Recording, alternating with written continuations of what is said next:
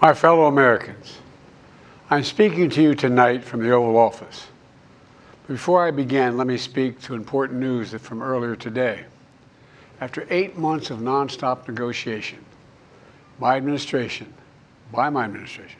a ceasefire and a hostage deal has been reached by Israel and Hamas, the elements of which I laid out in great detail in May of this year.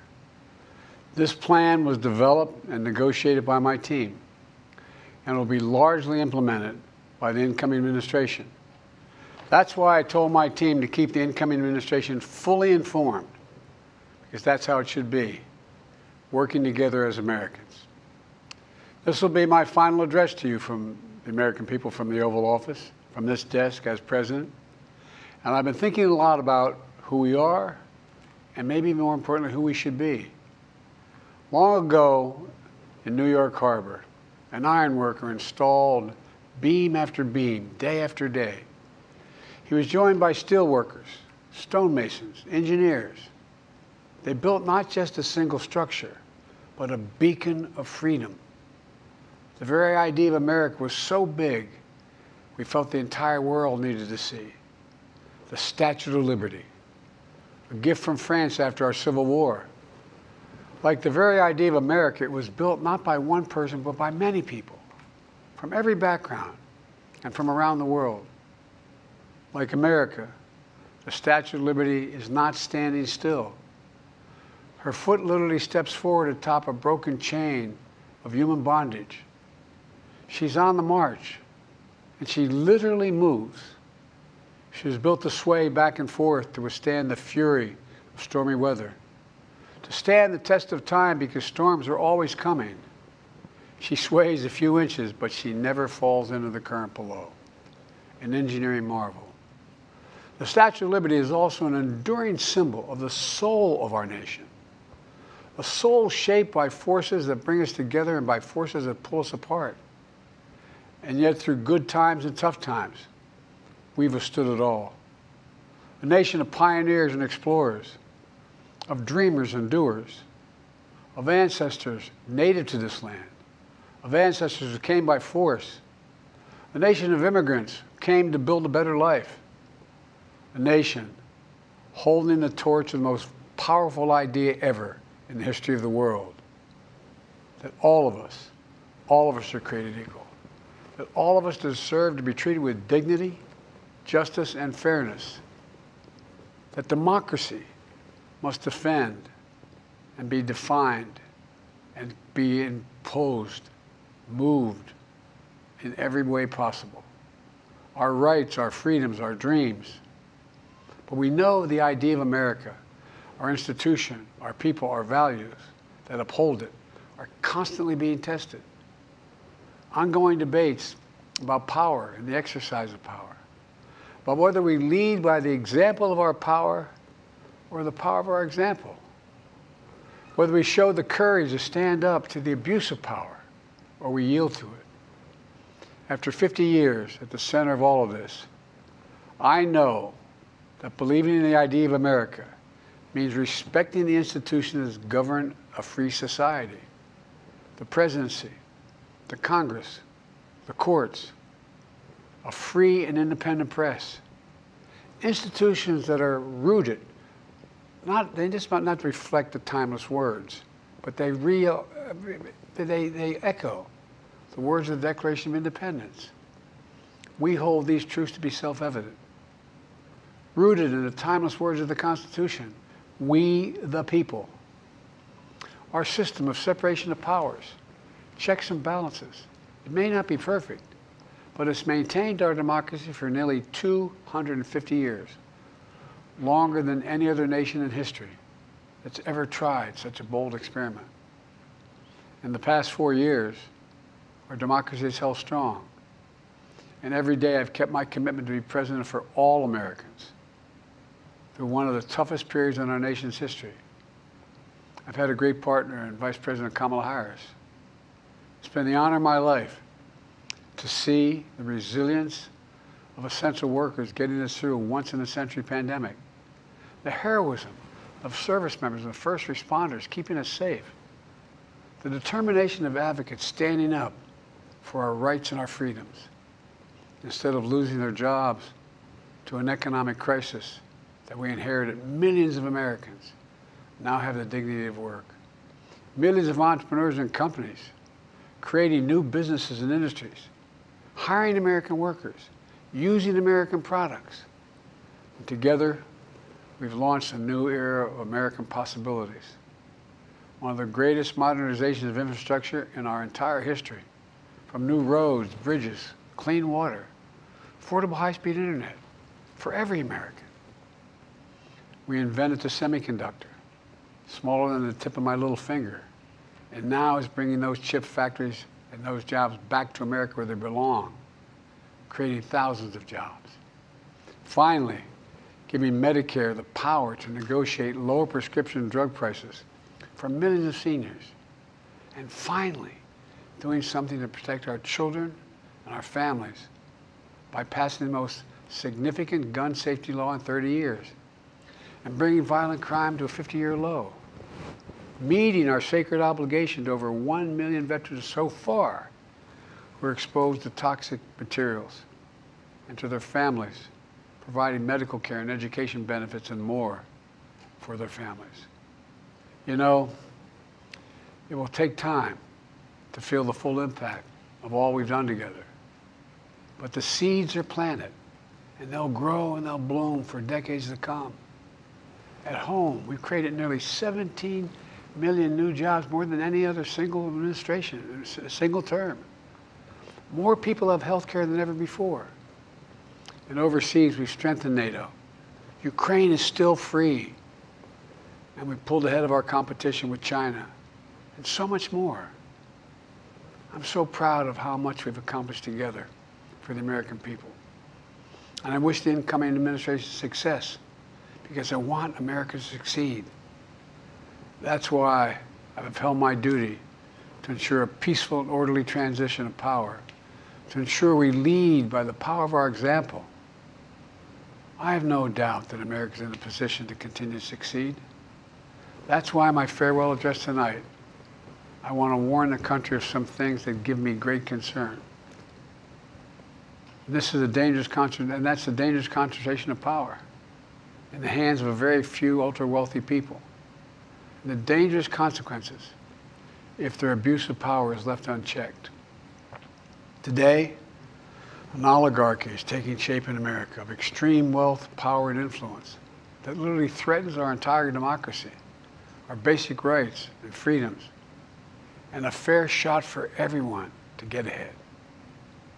We see the consequences all across America, and we've seen it before, more than a century ago.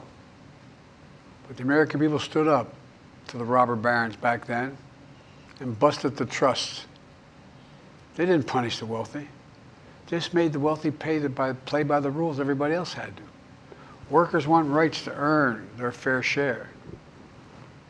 You know, they were dealt into the deal, and it helped put us on a path to building the largest middle class, the most prosperous century any nation in the world has ever seen. And we've got to do that again. In the last 4 years, that is exactly what we've done. People should be able to make as much as they can, but play by the same rules, pay their fair share of taxes. So much is at stake. Right now, the existential threat of climate change has never been clearer. Just look across the country, from California to North Carolina. That's why I signed the most significant climate and clean energy law ever in the history of the world, and the rest of the world is trying to model it now. It's working, creating jobs and industries of the future. Now, we've proven we don't have to choose between protecting the environment and growing the economy. We're doing both.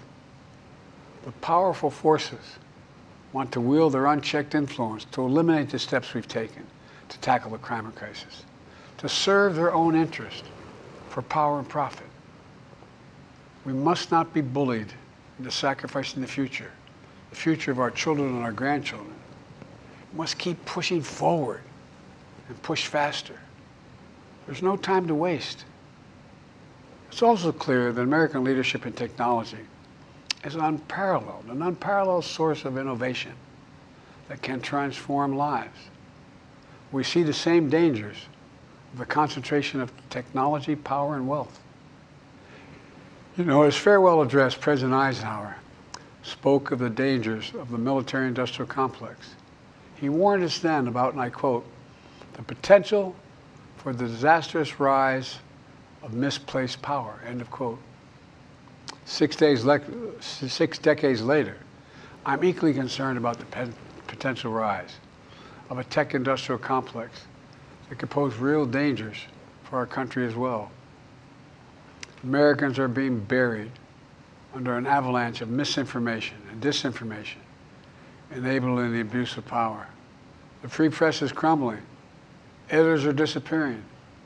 Social media is giving up on fact-checking. The truth is smothered by lies told for power and for profit. We must hold the social platforms accountable to protect our children, our families, and our very democracy from the abuse of power.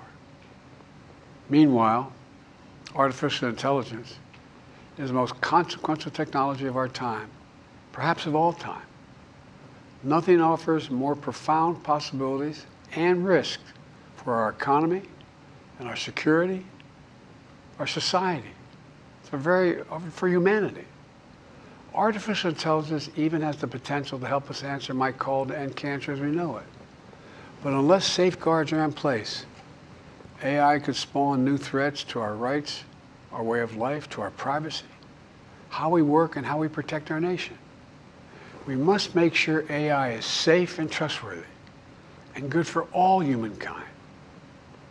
In the age of AI, it's more important than ever that the people must govern.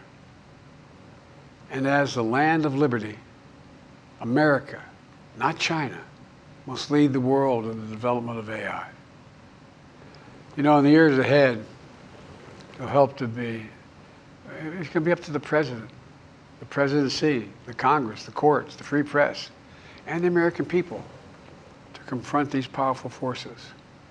We must reform the tax code, not by giving the biggest tax cuts to billionaires, but by making them begin to pay their fair share.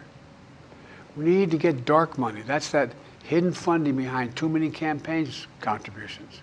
We need to get it out of our politics. We need to enact an 18-year time and term, for the strongest ethics reforms for our Supreme Court. We need to ban members of Congress from trading stock while they're in the Congress. We need to amend the Constitution to make clear that no president is immune from crimes that he or she commits while in office. The president's power is not limited. It's not absolute, and it shouldn't be. And in a democracy, there's another danger to the concentration of power and wealth. It erodes a sense of unity and common purpose. It causes distrust and division. Participating in our democracy becomes exhausting and even disillusioning. And people don't feel like they have a fair shot. We have to stay engaged in the process. I know it's frustrating. A fair shot is what makes America, America. Everyone's entitled to a fair shot. Not a guarantee, but just a fair shot. An even playing field. Going as far as your hard work and talent can take you. We can never lose that essential truth, remain who we are. I've always believed, and I've told other world leaders, America can be defined by one word: possibilities. Only in America do we believe anything is possible. Like a kid with a stutter from modest beginnings in Scranton, Pennsylvania, and Claremont, Delaware, sitting behind this desk in the Oval Office as President of the United States. That's the magic of America. It's all around us. Upstairs in the residence of the White House, I've walked by a painting of the Statue of Liberty I don't know how many times. In the painting, there's several workers climbing on the outstretched arm of the statue that holds the torch. It reminds me every day I pass it of the story and soul of our nation and the power of the American people. There's a story of a veteran. This is a veteran, a son of an immigrant, whose job was to climb that torch and polish the amber panes so rays of light could reach out as far as possible. He was known as the keeper of the flame. He once said of the Statue of Liberty, quote, "speaks a silent universal language, one of hope that anyone who seeks and speaks freedom can understand." Yes, we sway back and forth to withstand the fury of the storm, to stand the test of time. A constant struggle, a short distance between peril and possibility. But what I believe is the America of our dreams is always closer than we think. And it's up to us to make our dreams come true. Let me close by stating my gratitude to so many people, to the members of my administration, as well as public service and first responders across the country and around the world. Thank you for stepping up to serve. To our service members and your families, it's been the highest honor of my life to lead you as Commander-in-Chief. And of course to Kamala and our incredible partner, the historic Vice President. She and Doug have become like family, and to me, family's everything.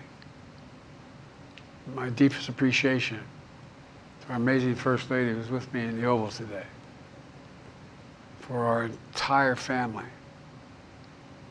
You're the love of my life and the lives of my love. My eternal thanks to you, the American people. After 50 years of public service, I give you my word. I still believe in the idea for which this nation stands. A nation where the strength of our institutions and the character of our people matter and must endure. Now it's your turn to stand guard. May you all be the keeper of the flame. May you keep the faith. I love America. You love it too. God bless you all, and may God protect our troops. Thank you for this great honor.